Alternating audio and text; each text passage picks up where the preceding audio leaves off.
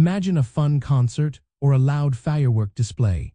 Afterwards, your ears might feel a little funny, perhaps a bit muffled. But what about a child who experiences something similar? Their hearing is still developing and can be especially sensitive. Yes, if a child has been exposed to a very loud noise, it is always a good idea to have their hearing tested by a professional. This proactive step helps ensure any potential damage is identified quickly, leading to better outcomes for their long-term hearing health. The reason for this recommendation lies in the delicate nature of a child's auditory system. Loud sounds create intense vibrations that can damage the tiny hair cells in the cochlea, which is the inner part of the ear. These hair cells are responsible for converting sound waves into electrical signals that the brain interprets. And like some other cells in the body, these auditory hair cells generally do not regenerate. Children's ears are also more susceptible to noise-induced hearing loss because their auditory systems are not yet fully matured and their ear canals are smaller, which can actually amplify some sounds. So, how do you know if the noise was loud enough to warrant a test?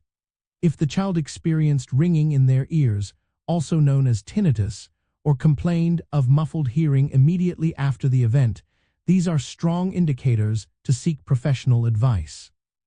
Even if there are no immediate symptoms, if the sound was sudden and extremely loud, like an airbag deploying, an explosion, or prolonged exposure to high-volume music without hearing protection, scheduling a hearing evaluation with an audiologist is a wise precaution. The audiologist can perform age-appropriate tests, such as otoacoustic emissions or pure-tone audiometry, to get an accurate picture of your child's hearing. A key term to understand here is decibels. Prolonged exposure to sounds over 85 decibels can cause permanent hearing damage.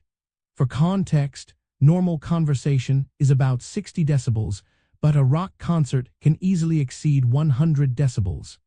A single exposure to a sound over 120 decibels can cause immediate and permanent damage. Recognizing these levels can help you make informed decisions about your child's sound exposure and the need for protective measures. Taking quick action after a loud noise exposure allows for early detection of any hearing changes.